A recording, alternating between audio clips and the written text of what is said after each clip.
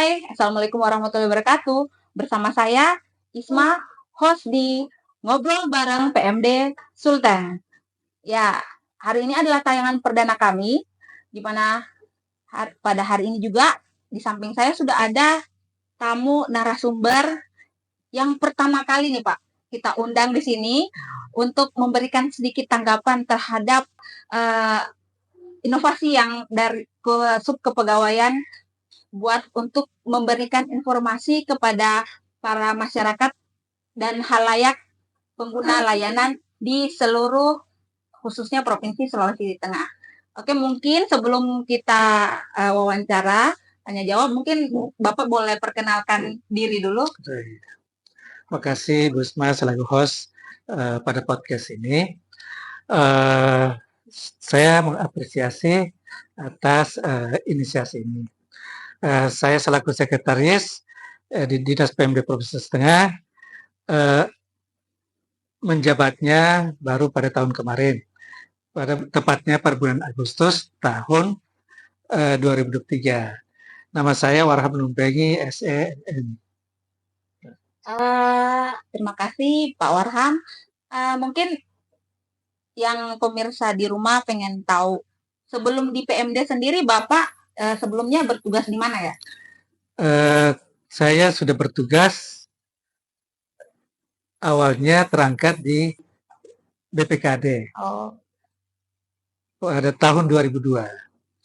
Jadi pada tahun 2002 terangkat di PMD kira-kira sampai tahun 2018. Selama berkarir di Dinas BPKD tersebut, saya pernah bertugas di bidang perbendaharaan selama 1 tahun, di bidang akuntansi, lanjut ke bidang anggaran. Baru lanjut pada tahun 2019 pindah ke sekretariat di bagian umum. Oke. Jadi berarti Bapak baru selama bertugas menjadi abdi negara ini sudah 3 kali dengan ini berpindah instansi ya teman-teman. Kira-kira dari bulan Agustus sampai saat ini kesan-kesan apa sih Pak yang Bapak rasakan, suka dukanya seperti apa di menjabat sebagai sekretaris di Dinas PMD Provinsi Sulawesi Tengah ini? Selama saya menjabat di Dinas PMD Sulawesi Tengah, syukur alhamdulillah teman-teman di sini artinya dalam segi kualitas kerja maupun kerjasamanya cukup bagus. Itu terbukti baru setahun saya menjabat di sini, semua kegiatan yang menyangkut kinerja saya alhamdulillah bisa saya laksanakan dengan baik. Itu jelas adanya kerjasama dari teman-teman, khususnya di bidang kepegawaian. Terima kasih atas apresiasi. Mungkin boleh teman-teman yang di belakang itu tepuk tangan dulu buat. Oke, jadi begitu ya, yang pemirsa di rumah yang belum tahu bahwa Pak Warham ini baru keluar dari lingkungan, mungkin yang di rumah belum tahu kalau di Provinsi Sulawesi Tengah itu BPKAD dan Biro itu satu lingkungan ya Bapak ya. Jadi Bapak ini baru keluar dari pagar di sana ke PMD baru kali ini ya Pak ya. Iya. Jadi pada saat keluar langsung berhubungan dengan warga desa Pak ya. Iya. Ternyata warga desa ini baik yang di luar maupun di dalam baik-baik aja ya Pak ya. Alhamdulillah. Selama ini baik. Iya.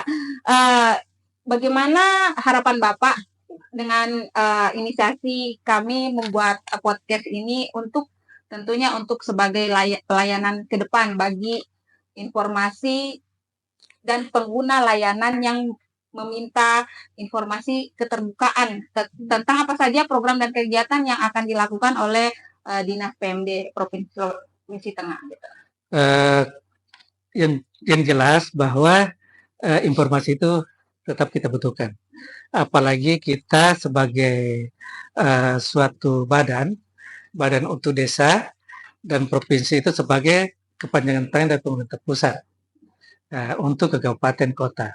Dinas PMD ini kan leading sektornya tusinya memang untuk kesejahteraan masyarakat desa. Jadi memang informasi itu memang sangat penting kita pakai untuk keterbukaan informasi. Dengan misalnya ada perubahan regulasi, kita mungkin bisa lebih cepat menyelesaikan hal-hal itu. Begitupun informasi dari daerah, bisa kita cepat sampaikan ke pusat mengenai hambatan, kendala atau apapun.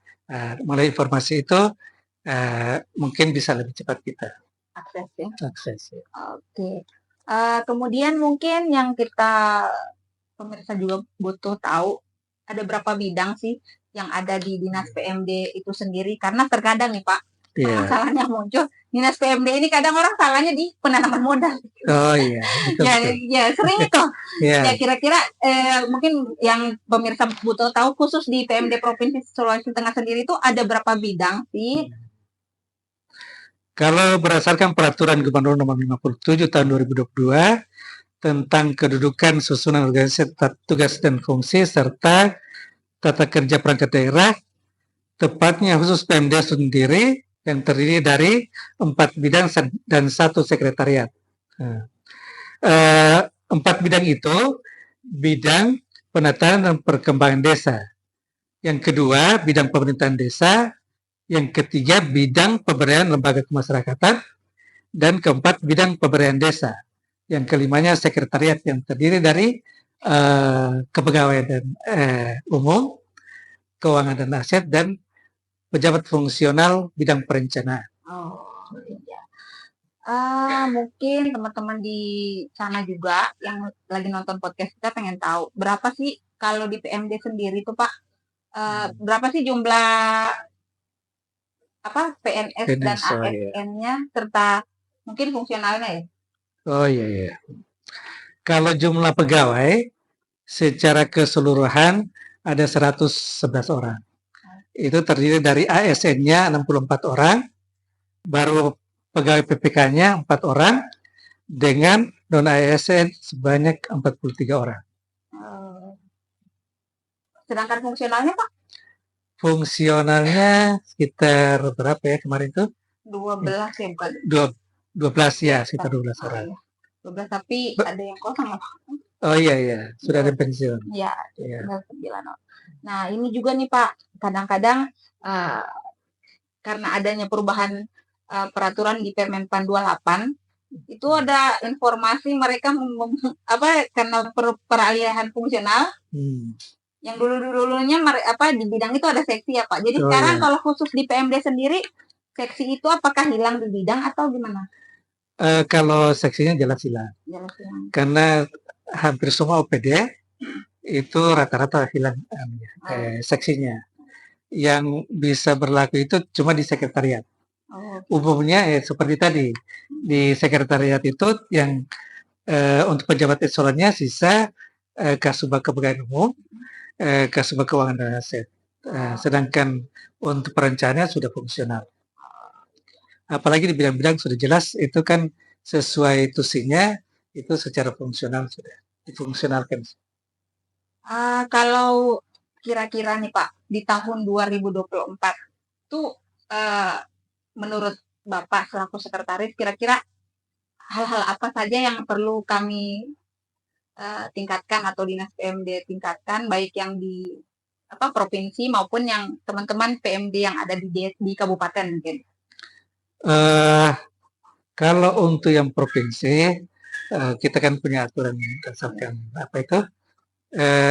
maksudnya bukan cuma provinsi ya, khususnya di PMD, kita sudah ada peraturan berdasarkan Permendes. Ada juga Undang-Undang Desa dengan revisi terbaru Undang-Undang Desa nomor 3 tahun 2024. Dari revisi yang Undang-Undang tahun kemarin tahun 2012 katanya salah. Nah, itu sebagai dasarnya kita untuk pengelolaan PMD. Oke. Mungkin lebih ke pertanyaan berikut. Mungkin ini adalah pertanyaan terakhir nih Pak. Harapan dan mungkin doa buat teman-teman selaku tim nih, tim podcast ngobrol bareng PMD Sulteng. Kira-kira apa tuh Pak? biar kami lebih semangat. Ya kan teman-teman? Kalau untuk teman-teman di lingkup kepegawaian khususnya di podcast ini, saya berharap agar bisa terus mengembangkan, apalagi dengan ketambahan pegawai baru ini, saya lihat kan jiwanya lebih muda lagi. Jadi ada bakat-bakat sebenarnya yang ingin saya kembangkan dengan Pak Kasub supaya dengan adanya podcast ini bisa tersalurkan bakat yang selama ini kan hanya sebatas informasi-informasi, tidak ada tidak lanjut dari itu. Makanya dengan adanya podcast ini barangkali bisa data informasi itu bisa kita lebih olah lebih variatif dan bisa lebih menarik lah itu. Ya. Barangkali. Terima kasih banyak Pak Sekretaris Dinas PMD Provinsi Sulawesi Tengah Bapak Warham, dan ini mungkin mengakhiri sesi podcast perdana kami pada sore hari ini. Dan buat teman-teman yang sudah follow YouTube kami, tolong di-follow, yang baik hati.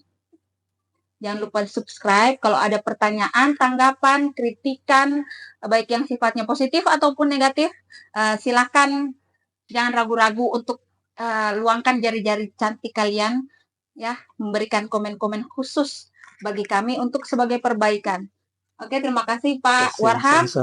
Akhir kata, tetaplah berbuat baik dimanapun kau berada, karena semua perbuatan baikmu akan kembali kepadamu.